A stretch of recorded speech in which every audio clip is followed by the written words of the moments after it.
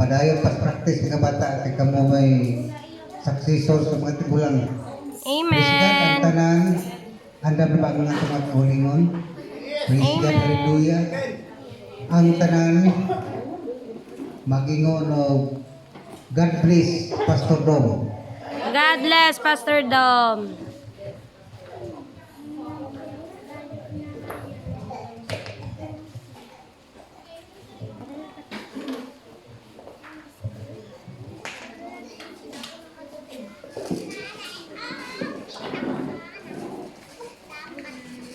Dito muna kayo mga bata lahat, tayo po ay tumayo.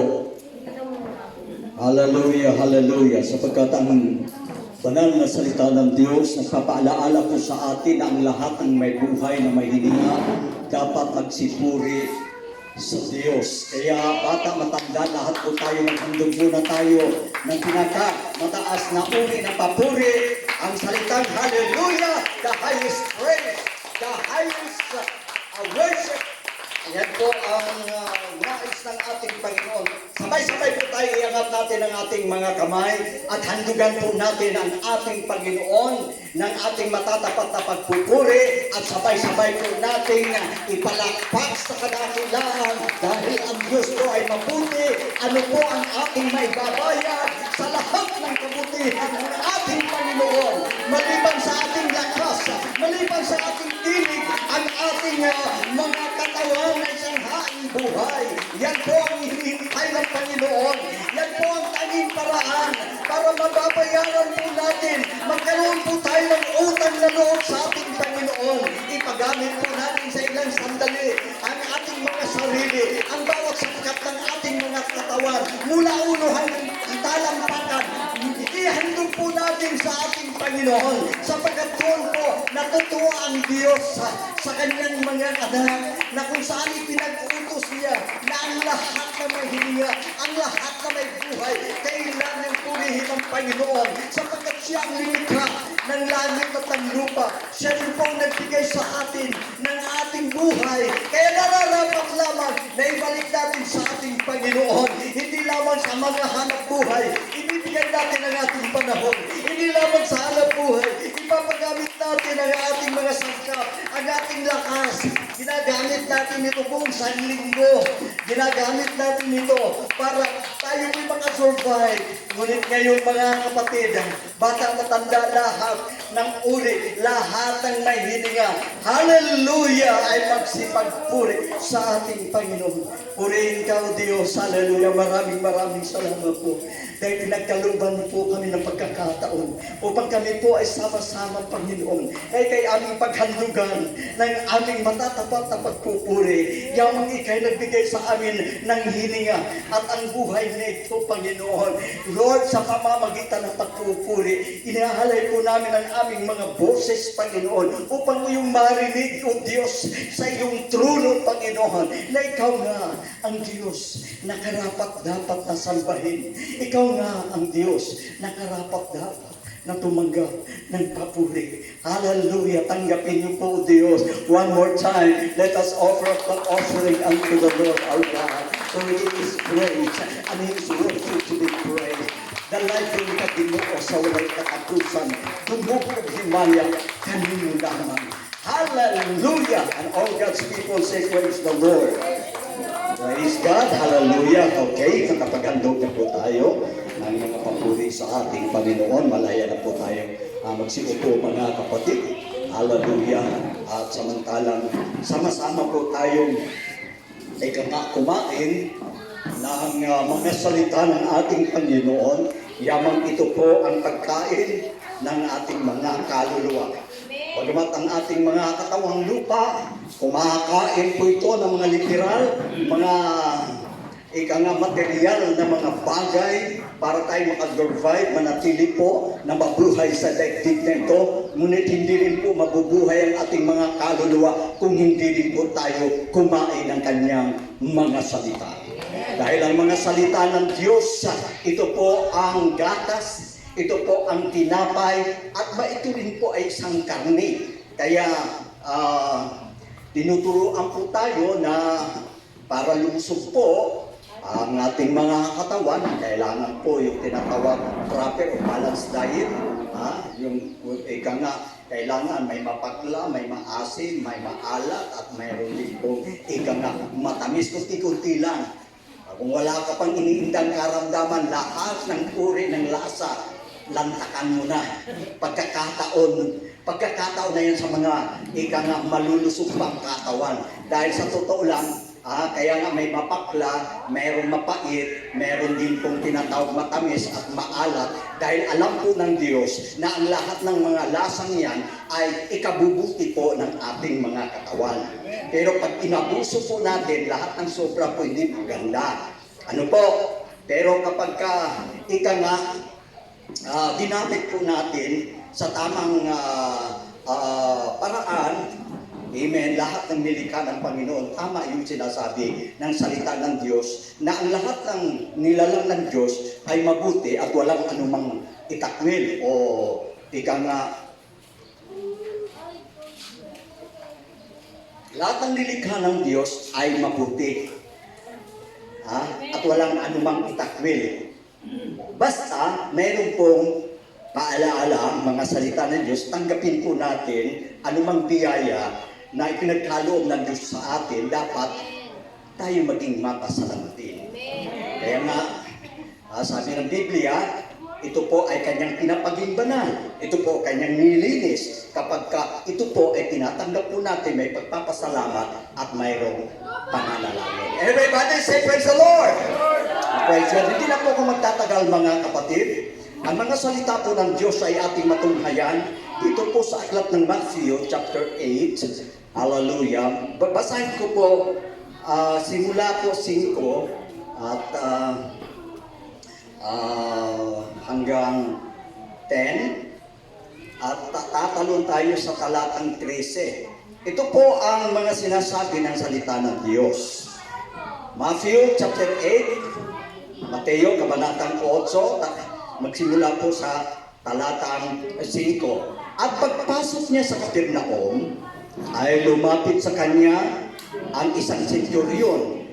Ang centurion po, ito po ay tinatawag, isang opisyal po ito ng sundalo. Kapitan. Centurion, binanggit dito centurion. Ano po, para maunawaan po natin, ito po ay opisyal ng sundalo, kapitan. Okay? Ang kapitan na ito, mayroon pong ika nga, pakiusap sa ating Panginoon. Everybody say, praise the Lord. Okay? Talatang 6, at nagsasabi, Panginoon, ang ating alila ay nararatay sa bahay, lumpo, at lubang nahihirapan. At sinabi niya sa kanya, paruroon ako, at siya'y aking pagalingin. So yung pakiusap po ng opisyal ng sundalo ay pinakinggan po ng ating Panginoon. Ano po? Ano kaya, no? Anong attitude kaya meron ang sundalong ito? Kung bakit hindi po nag-atubili o nag-alinlangan ang Panginoon na siya po ay pumaroon o pumunta doon sa bahay ng may sakit. Dahil ito po ay kanyang alipin, ito po ay kanyang utusan.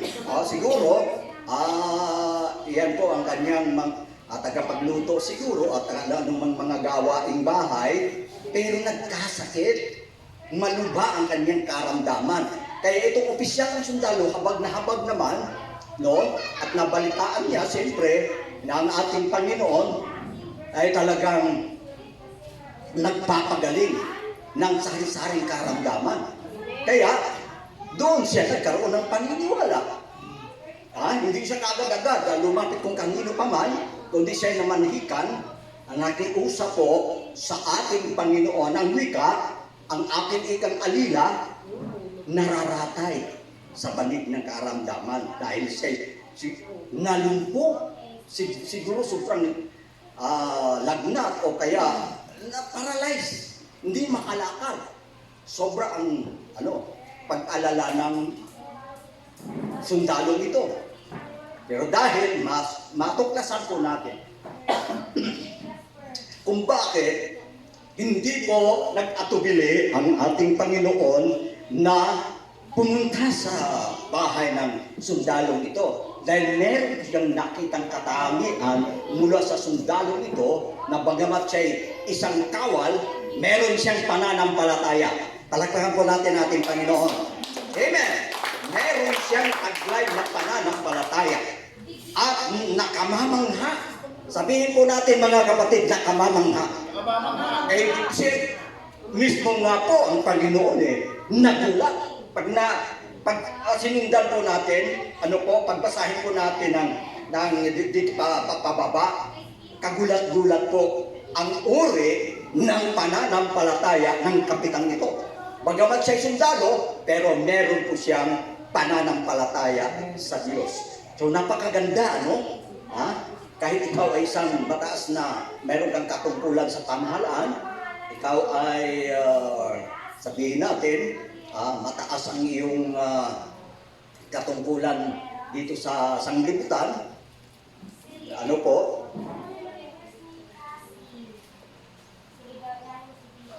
Pero merong tinatawag na paniniwala sa Diyos. Siya po ang isang halimbawa. Napakaganda siguro ng mga senador, mga congressman, diyan sa Senate, diyan sa Kongreso. Napakaganda siguro tingnan, mabalitaan natin na marami nang maging manampalataya sa ating Panginoon. Pero one time, mga kapatid, isa sa simbahan po natin sa Cavite, si Pastor Rene Diamante, siya po ang naging speaker sa ating church sa Mandaport. At naging panauhin nila si Alan Cayetano. Talagang Alan Cayetano, tapos nagpa-pray pa siya. Nakita ko man ng live, nagpa-pray siya. Talagang nagpakumbaba talaga siya, lumuhod pa siya sa habang pinag-pray. So napakaganda, kapag may mga matataas na opisyal sa pamahalaan na may takot sa Diyos, naniniwala sa Diyos, nakakadagdag po yan ng lakas ng ating paglilingkod sa Panginoon. Palagpagan po natin ang ating Panginoon. Hallelujah. Kaya dito po sa kasaysayan po na ating binasa ngayon na ang isang mataas na opisyal ng sundalo, mayroon pong paniniwala o pananampalataya sa ating Panginoon. Bakit nasorpresa o namangha ang ating Panginoon sa tinatawag na attitude ng kawal na ito? Dahil yung kanya pong profession as soldier, in-apply niya po sa Panginoon. Hallelujah! In-apply niya po sa Panginoon ang kanyang profession as soldier. Alam niyo naman mga kapatid, kapag ikay natuturingan isang kawal, talaga namang disiplinado yan. Mayroon silang motto na obey first before you complain. Hindi ka talaga magreklamo kapag ikaw ay medyo mababa ang rangko mo. Talaga namang doon sa mga high-ranking officials, talagang snappy talagang dating nila. Yan talaga yung pagsaludo. At talagang masunurin at talagang grabe ang disiplin ng sundalo. Kaya, eto ngayon, sinabi dito mga kapatid, bakit hinangaan siya ng ating Panginoon? Itutuloy po natin. Sa kanyang pamanghikan na kaawaan ng Panginoon, ang kanyang alila, ito na kayo ngayon ang kanyang sinabi mga kapatid. At sumagot ang senturyon o kapitan at sinabi, Panginoon, hindi ako karapat-dapat na ikaw ay pumasok sa ilalim ng aking bubungan. May pananampalataya na nga siya. Mga kapatid, naroon pa ang tinatawag kapakumbabaan. Talagang ang Panginoon talaga, na-attract talaga. No? Na-attract talaga ang ating Panginoon sa mga taong marunong magpakumbaba. Kaya nga sinabi ng banal na kasulatan sa 1 Peter, sabi niya, humble yourself therefore under the mighty hand of God. Sabi niya, and in due season, He will lift you up. Pag kayo daw magpakumbaba, no, ikay daw itataas ng Panginoon. At nagagalit naman, suyang-suya, ang ating Panginoon doon naman sa mga hambog, mapagmataas. Kaya nga sabi ng banal na kasulatan, God giveth grace to the humble, but resisteth the proud. Kaya ang mga mapagmataas, suyang-suya ang Panginoon. Hindi po natutuwa ang Panginoon. Dahil ang mga mataas ang ego, yung ma-pride na tao, minana po nila ang ganung ugali. Kanino, saan nag-originate yan? Sino? Ano ang pinakaunang kasalanan na nagawa? Yung tinatawag na, ang unang kasalanan sa sangkalamitan, alam nyo ba kung ano ang unang kasalanan sa sangkalamitan? Pride. Ayan. Yan po ang original na kuwan. Kaya, pride goeth before destruction. Kaya pagka ang tao ay mapagmataas, lalong-lalo na sa harapan ng ating Panginoon, pag hindi po ang tao marunong magpakumbaba, talagang ikasisira talaga ng buhay ng tao yan. Dahil ang Panginoon ay hindi natutuwa sa mga taong hindi marunong magpakumbaba. Kaya nakita po natin mga kapatid kung bakit o hindi nag-atubili ang Panginoon o pumaroon sa tahanan ng isang kapitan dahil nakita niya po ang kanyang attitude, no, ang kanyang ugali na marunong po na magpakumbaba. Kaya biniyayaan siya. Sinabi ng Panginoon, paroroon ako. Paroroon ako sa iyong tahanan. Ngayon, ang response po ng kahawan na ito, ang wika, sabi niya, hindi ika ako karapat-dapat. Hindi ako karapat-dapat na ikaw ay pumasok sa ilalim ng aking bulungan.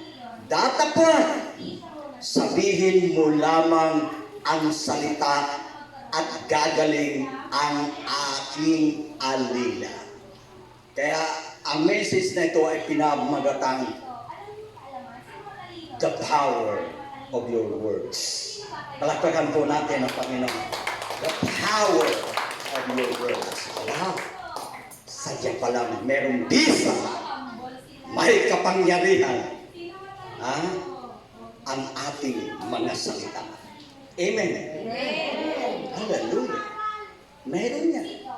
May power yan. Kaya nga, sa Proverbs 18:21, death and life are in the power of the tongue. Kaya naay gahom ang atong mga pulong. Amen. Kung may gahom ang atoang mga pulong, unsa pa kaha ang pulong sa Ginoo. Amen. Amen.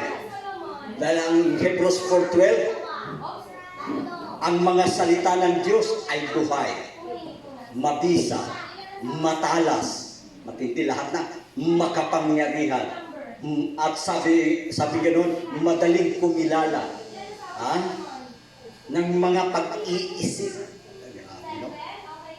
Kaya nga, wala tayong takas, di tayo makaligtas sa mga salita ng ating Panginoon dahil nasisiyasat niya, nalalaman niya ang lahat ng mga bagay.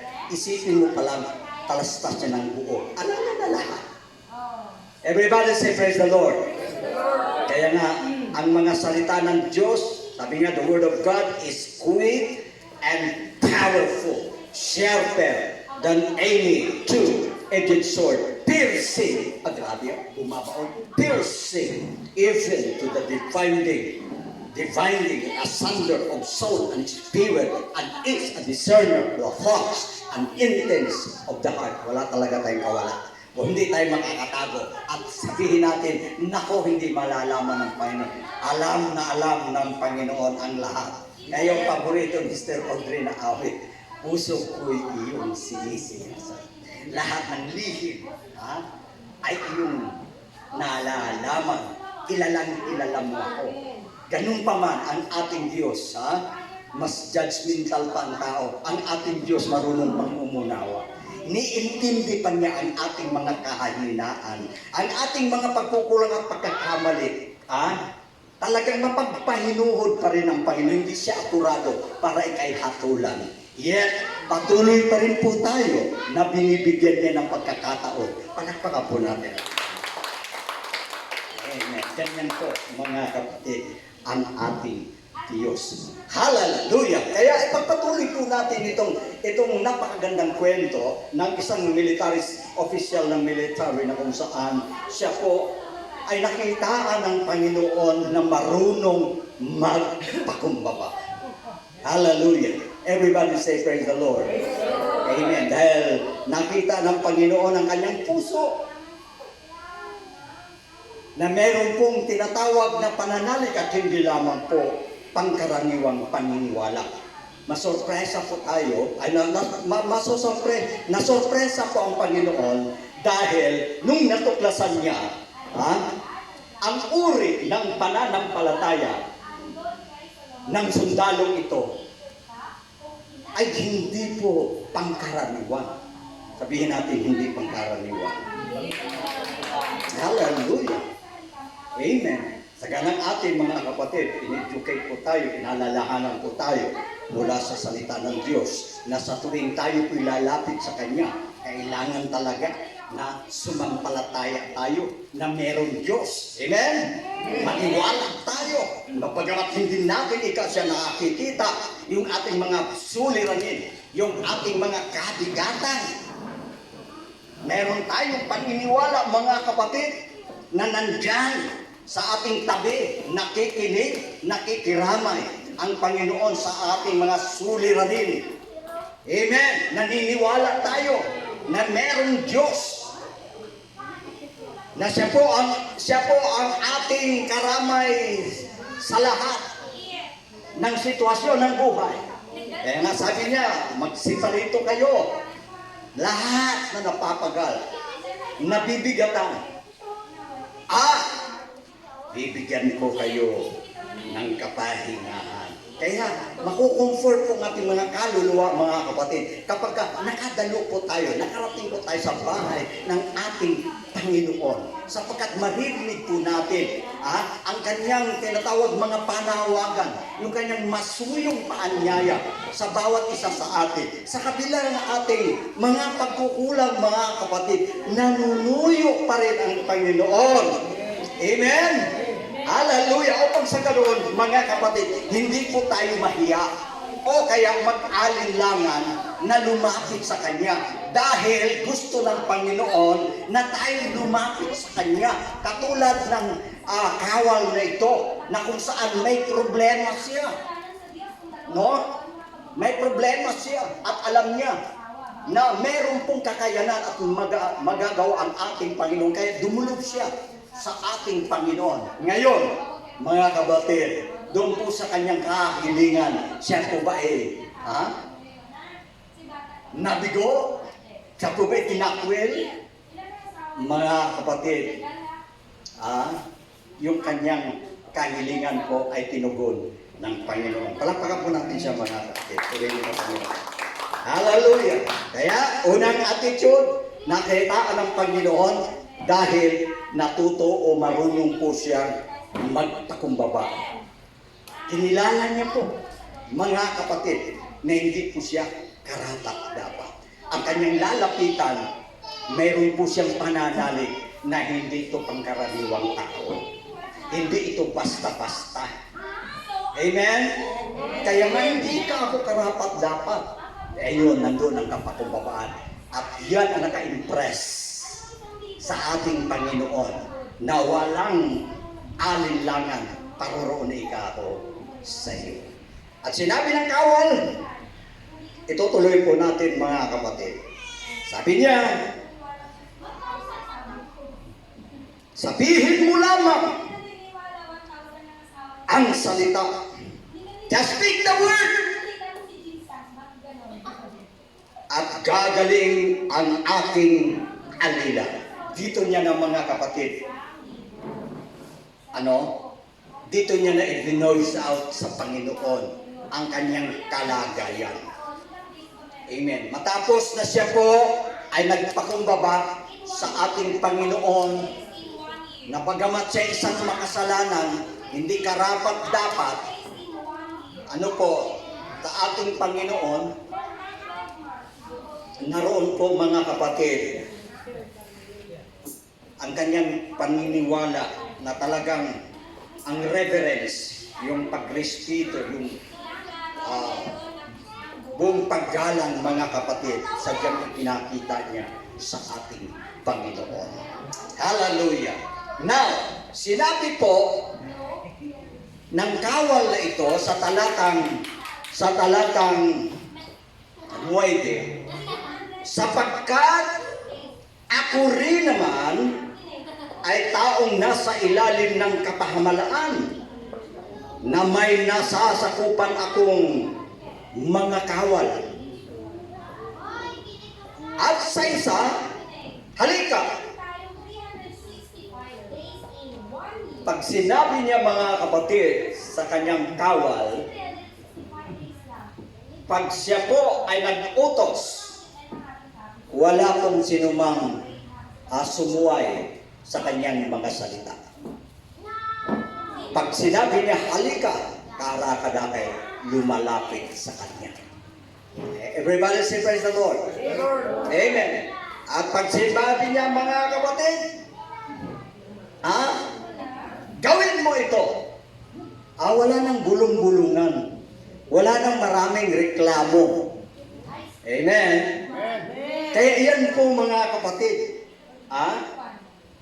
Ang characteristics na kung saan na-impress ang ating Panginoon na hindi po nag-alinlangan na puntahan ang kanyang bahay. Hallelujah! Dahil meron pong espiritong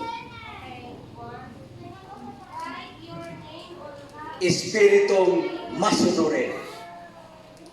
Obedient. Hallelujah. Amen.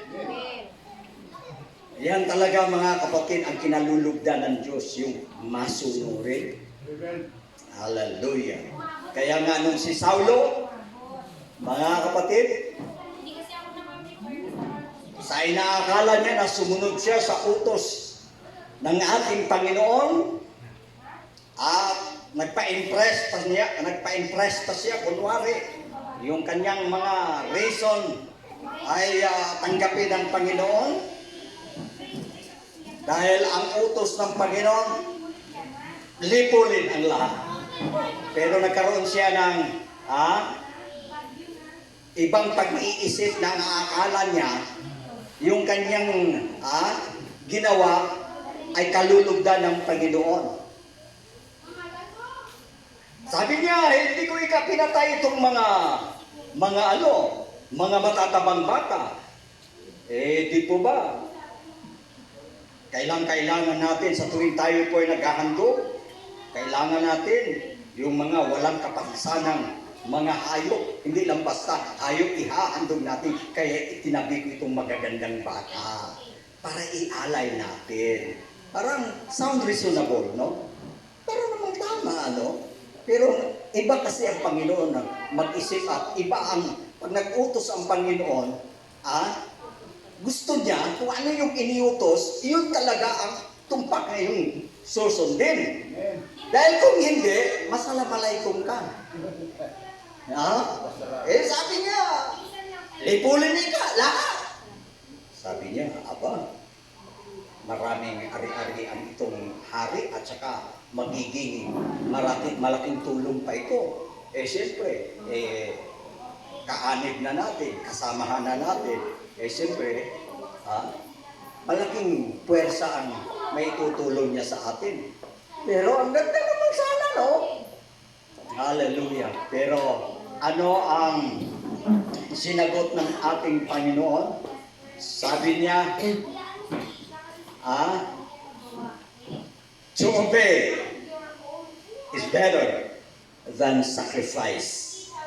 Everybody say praise the Lord. Praise the Lord. Hallelujah. Kaya kahit pa anong gandang iniisip ng tao kapag lumalabag siya sa kalooban ng Panginoon, mga kapatid, kasi hindi pa rin yan. Kaya nga, meron tayong salita ng Diyos bilang batayan, bilang basihan, para kung ang ating bagang ginagawa tama o mali, dahil meron talagang proper instruction mula sa salita ng Panginoon. Kaya kapag sumunod po tayo, mga kapatid, ito yung sinabi ni Salmista David, na sabi niya, itong mga salita mo, Panginoon, sabi niya, thy word, unto me, is sweeter than honey, more to be desired, are they than gold, than much fine gold, sweeter than honey, than the honeycomb. Matindi, mga kapatid. Ang turing po ni Salmista David sa mga salita ng Panginoon, higit pa sa maraming ginto, higit pa sa dalisay na ginto, matamis pa kaysa pulot pukyutan, honey, matamis pa. Everybody say praise the Lord. Hallelujah.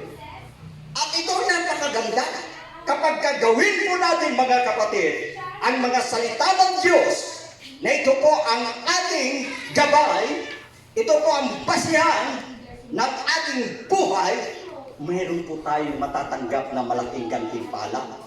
And by then, ito sabi ng Panginoon, pagkatapos nung sinabi ni Salmista David, na ang sabi niya, more to be desired, your words is more to be desired, are they than gold, than much fine gold, sweeter also than honey. Pagka ganun po, mga kapatid, ang ating pong paniniwala sa mga salita ng Diyos na sadyang mas mahalaga pa kaysa anumang bagay, then, kapag ganun ang ating paniniwala, mga kapatid, hindi po tayo mahihirapang sundin ang kalooban ng Panginoon. Amen. Meron kang kagalakan sa iyong puso. Ngayon, kapag ikaw naman ay naging masunurin, next verse, and by then, sabi nga doon, he that doeth have great reward. Palagpakan natin ang Panginoon. Hallelujah. Na ang sumusunod sa mga tinatawag na warnings at kalooban ng Panginoon, naghihintay sa Kanya ang malaking gantimpala. Bakit malaking gantimpala? Higit pa, mga kapatid, sa ginto at sa anumang bagay sa sanglibutan, sapagkat ang buhay dito sa daigdig pansamantala lamang. Amen? Maiksi lamang. At ang lahat ng mga material na mga bagay na nakikita ng ating mga mata, hanggang dito lang yan. Hindi yan po pwede, mga kapatid, lilipat doon sa buhay na walang hanggan. Ang lahat ng mga material, pansamantala, dahil hanggang sanglibutan, hanggang lupa lang. Yan. Kaya, great reward! Dahil ang inihanda ng Panginoon sa mga masunurin, sabihin natin, masunurin sa Kanyang kalooban, naghihintay ang buhay na walang hanggan. Hallelujah! Amen! Mga Wala na tayong maririnig na kapigado sa kinabuhi. Wow! Doon di kita baga antanan sa mga problema. Damo lang mga pagsulay sa kinabuhi. Damo lang makalawiya. Damo lang nga maka tinatawag nga makakawala sa kalipay. Ano gani nang madula kalipay mo? Anong tawag sina? Masubok ka. Mga damo, mga kasubanan, indiriya sa kalibutan. Damo lang. Amo na ang kuan. Pero mga kapatid, napakaganda, no? Promise ng Panginoon pag tayo masunurin, sumunod sa kanyang kalooban, ang inihanda niya, nag-antipala sa atin. Bukod Bukod sa gold medal sa ni Carlos Yulo na double gold medal sa, grabe, patong-patong yung kanyang imbis isang sasakyan na, dalawang sasakyan, isang mundo, dinagdagan pa, mayroon pang mga iba-ibang mga bukod sa cash, mga kapatid, ang dami-dami niyang mga grasya daw. Hallelujah! Everybody say praise the Lord! Amen! O mas malupit itong sa atin. Bukod sa walang hanggan na inenda ng ating Panginoon, ano ang wika ni San Pablo sa 1 Corinthians chapter 9? Nasabi niya, kami ika nagsusumikap. Ang ami ikang hinimiti, hindi sa tinatawag na putong o korona o medals na ito'y nasisira. Ngunit, ang inilaan, inihanda ng Diyos sa iyo at sa akin, sa lahat ng masunurin sa kanyang kalooban, mga kapatid, putong na hindi nasisira. Walang hanggan. Hallelujah.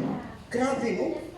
Buhay na walang hanggan, may giveaways pa tayo. May iba-iba pa tayong mga rewards. You see, di ba? Mas magaling. Mas mainam kung maglilingkod tayo sa Panginoon, mga kapatid. Amen. Amen. Dahil mayroon tayong inaasahan na buhay na walang hanggan. Wala yung katapusan, mga kapatid. Pinakamatandang tao na nakita ko doon sa Facebook, mga kapatid, pinakamatandang tao, ang sabi ron, 130 years. Pero halos bumao na yung mata niya, halos kalabira na kung tingnan mo. 130 years pa lang yan. Oh, parang kalansay na. 130 years. Ngayon, imagine mo si Methuselah, gaano kaya lalaking talaba kumapit na sa katawan ni, ang lumot siguro, buo ang mga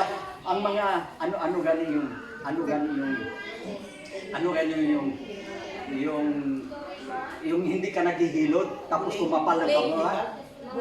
Kumapal, ha? Oh, mga buling, mga akuan mo. Mga libag. Mga kapatid, ilang inches na siguro ang libag ni Methuselah. Yung kanyang talaba, mga kapatid, siguro, parang takot ano ba yung binibili na mahal? Ataklubo. Parang taklubo na siguro kumapit sa kay Methuselah. Bakit? Yung 130 years, tingnan mo, halos nakakatakot na yung mukha. Nalubog na yung mga mata. Oo. Ano pa kaya si Methuselah na inabot siya ng 969? Ilang taon na lang? 1,000 pa? Just imagine. Hello? Pero yung sinasabi natin, mga kapatid, tumaas man ang kanilang, humaba man ang kanilang buhay, nanatili man sila, mga kapatid, nang mahaba sa mundong ito, patay pa rin sila. Tingnan nyo, masasabi ko, ay nako, kahit mamatay na ako ngayon, bakit? Ay tama na, matanda na ako. Inabot ko na ang kuwan, nako, marami ng buno sa akin, ay, okay na akong mamatay. Hello? Okay na mamatay na, matanda na, satisfied na. Aba, ngayon mga kapatid, hindi mo, pag hindi mo, binigyan ng prioridad, hindi mo sinunod ang kalooban ng Panginoon at hindi po tayo naging masunurin sa Kanya. Everybody say, praise the Lord! Mga kapatid, ano man lang itong buhay ni Abraham. Si Abraham, mas matanda na si Noah. Dahil si Noah, umabot ng 950. Si Abraham ata 930 lang. Hallelujah. Everybody say praise the Lord. Mga kapatid, matandang-matanda na sila. Kaya itong mga matatanda ngayon, pagkatapos itong mga medyo bata-bata pa, pag nakarinig na ang namatay, ang matanda na, ay, sawang-sawa na siya sa mundo. Ay, wala nang anuman yung kay matanda na. Pero kung halimbawa matanda ka, at hindi ka naglilingkod sa ating Panginoon. Hello? Ha? Sabihin mo ba na satisfied ka? Abay, napakalungkot ang iyong napakalungkot ang iyong kapalaran o kinabukasan sa kabila. Hallelujah. Mapalad ko yung humaba ang kalang taon. Dahil, na-enjoy nila yung daigdig na ito. Amen! Amen! Pero, kahit bata-bata pa tayo, kahit murang edad pa tayo, pero naglilingkod tayo sa ating Panginoon, mas lalong tayong mapalad.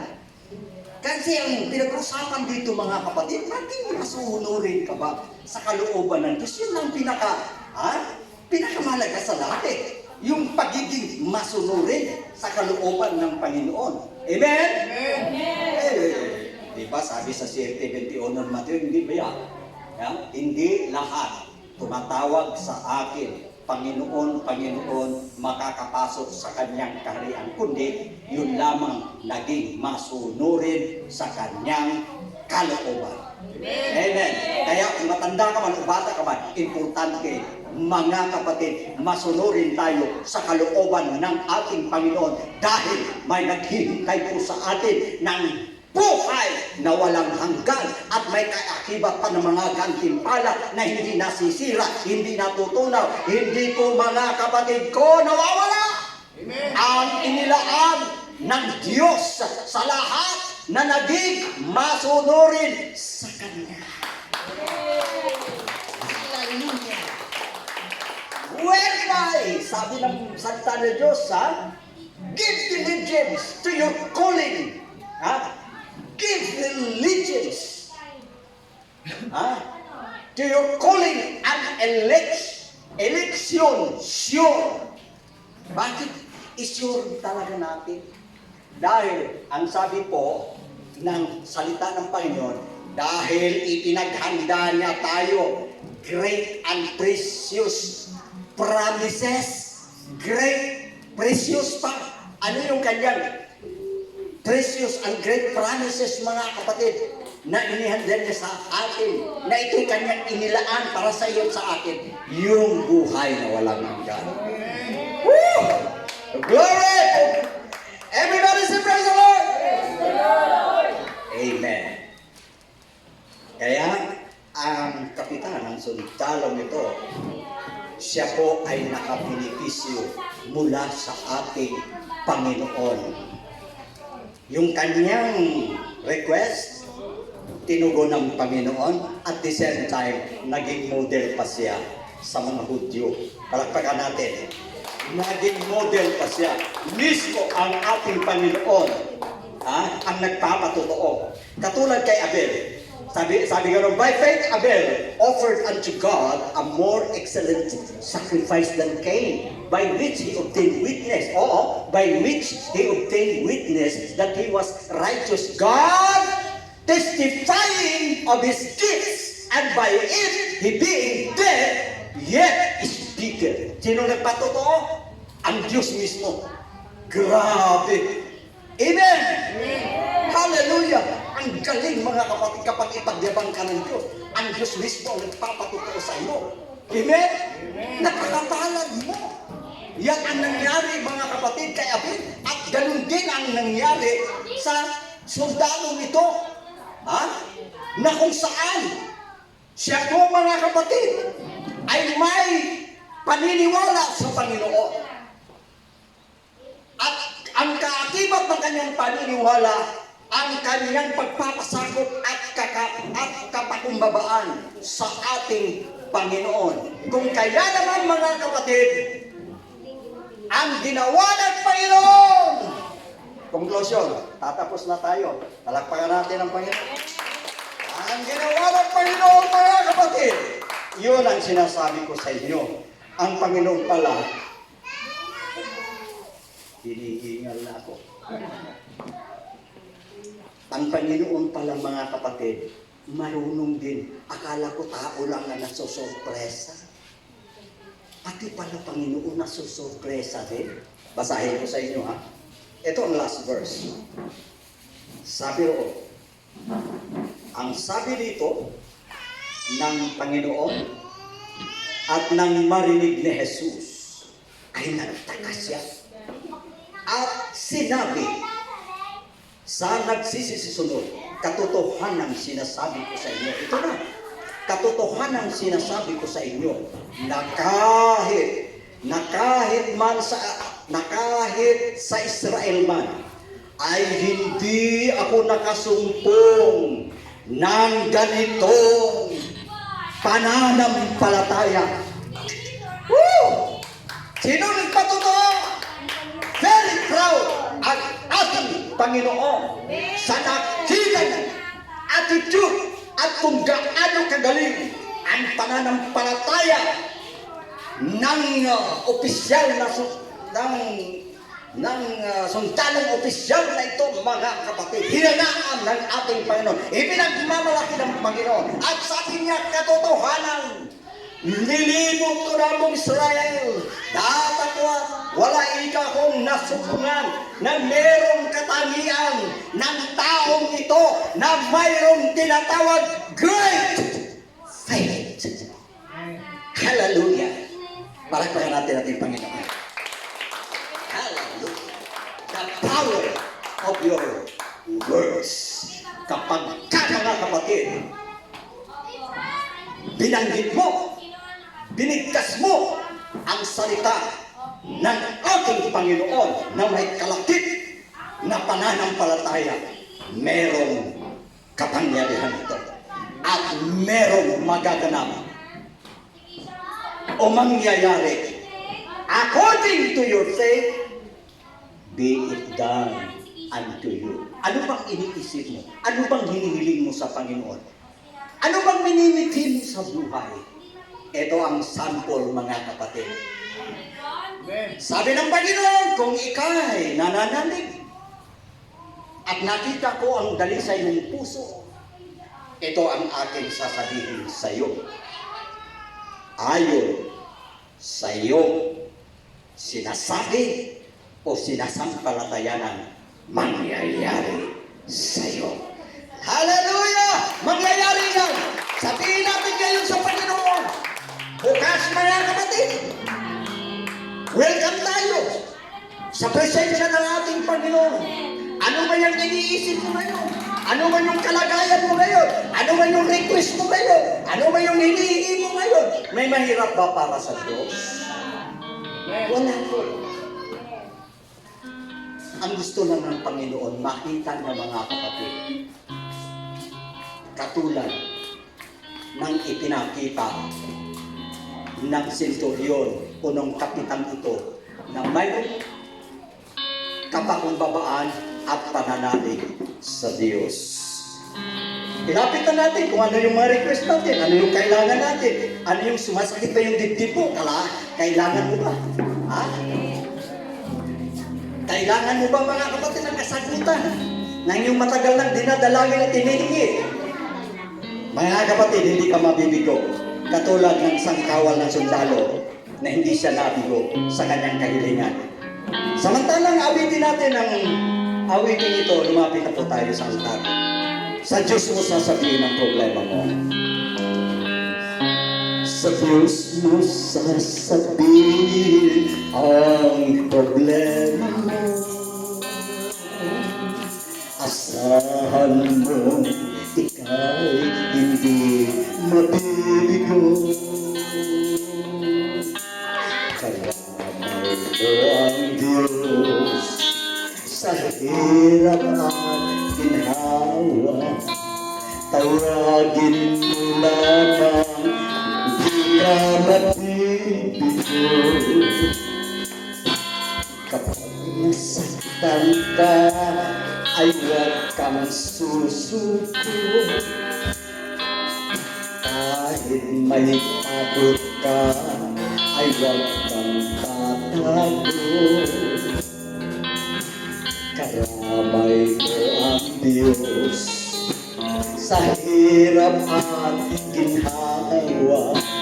Tawagin mo lamang, di ka mabibigo. O kaibigan mo siya, o kaibigan, at tuwing na sino pa ang to. Huwag kayong mahiya sa Diyos. Huwag kayong magkatubili katulad ng sundalo na manhikan siya sa Panginoon, nakiusap, nagsusumamo, at hindi siya binigo ng Panginoon. Ngayon nalaman mo na may kasama ka, hindi kailan pa man nag-iisa. O karamay mo ang Diyos sa hirap at ginhawa. Tawagin mo lamang, hindi ka mapibigo. O kaibigan mo siya, kaibigan. Tuwing na sino pa ang tutulong sa'yo, kundi ang kaibigan mo, kaibigan mo ang Diyos. Ngayon nalaman mo na may kasama ka, hindi kailan pa man nag-iisa. Karamay mo ang Diyos sa hirap at ginhawa. Tawagin mo lamang, hindi ka mabibigo. O kaibigan mo siya, o kaibigan. Yes! Tuwing na sino pa tutulong sa'yo, kundi ang kaibigan mo, kaibigan mo ang Diyos.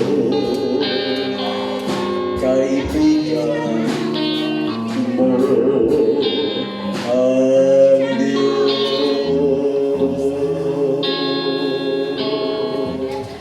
Hallelujah. Let us worship the name of the Lord. Dakilain po natin sa huling bahagi ng ating pananambahan. Minsan pag-alayan po natin ng pinakamataas na papuri ang ating dakilang Diyos, sapagkat siya'y tapat kailanman. Ang kanyang mga pangako ay hindi po na nagmamaliw, hindi po napapako. Kanyang gagawin ayon sa sinabi na kanyang mga salita. Purihin ka, Panginoon, dahil ikaw ang tanging Diyos na lumalang ng langit at ng lupa. Ikaw ang Diyos na may-ari ng lahat na may buhay. Buhay na may hininga. Purihin ka, Panginoon.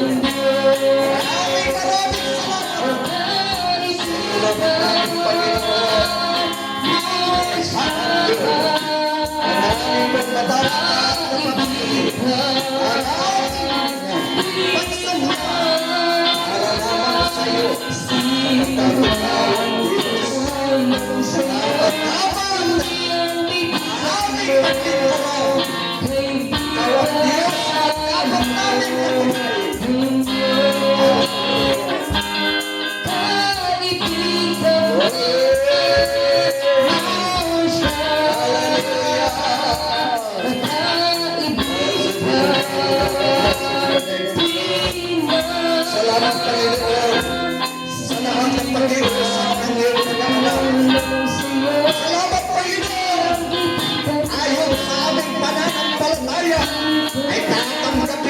namin, Panginoon, ang aming hinihingi at dinadalangin. Salamat, Panginoon, sa iyong mga tugong, sapagkat ikaw ang Diyos naming pinaglilingkuran na buhay magpakailan-kailanman. Ikaw ang aming sandalan, ikaw ang aming kaibigan, ikaw ang aming Diyos, ikaw ang aming Ama na mapagmalasakit. Sa iyo lamang, Panginoon, ang lahat ng kapurihan, lahat ng karangalan at kalwalhatian, tanging sa iyo lamang. One more time, let us worship the name of the Lord. Hallelujah.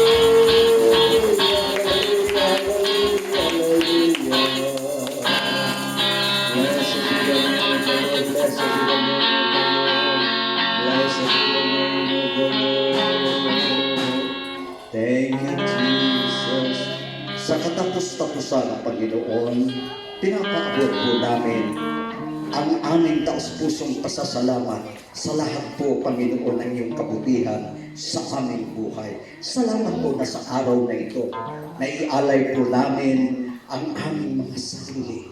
Inihandog po namin sa iyo, Panginoon, ang aming mga awitin, ang aming lakas, ang aming tinig, ay aming pong pinaabot hanggang sa iyong luklukan upang ikaw ay malugot sapagkat ipinag-utos mo na ang lahat ng may buhay na may hininga ay masipagpuri sa iyo. Salamat sa lahat ng mga bata, sa lahat ng mga matatanda, sa lahat ng mga tatay at nanay, sa lahat ng mga anak. Salamat, Panginoon, dahil sa araw na ito, sama-sama po kami na naghandog sa iyo, Panginoon, ng mga pasasalamat at papuri dahil yan po, Panginoon, ang kalulugon na iyong marinig, Panginoon. Hallelujah! Ang aming matatapat na pagsamba at pagpupuri. Muli sa aming paghiwa-hiwalay, Panginoon, patuloy niyo po kaming ingatan, maging ang aming kalusugan, maging ang mga hanap buhay, maging ang aming mga pamilya, kung sino man ang may mga karamdamang taglay. Panginoon, hindi pa rin po kayo nagbabago. Kayo pa rin po ang aming pinaniniwalaan, the great physician. Ang gilid po namin ang kagalingan in the name of Jesus. At maging sa aming mga kahilingan, ang gilid din po namin by faith ang katugunan. Salamat, Panginoon, sa panibagong pag-asa. Salamat, Panginoon, sa kalakasan ng aming mga kaluluwa. Salamat, Panginoon, sa iba yung pananampalataya. In Jesus' mighty name. Woo! Let us worship one more time. Hallelujah, hallelujah. Blessed be the name of the Lord. Blessed be the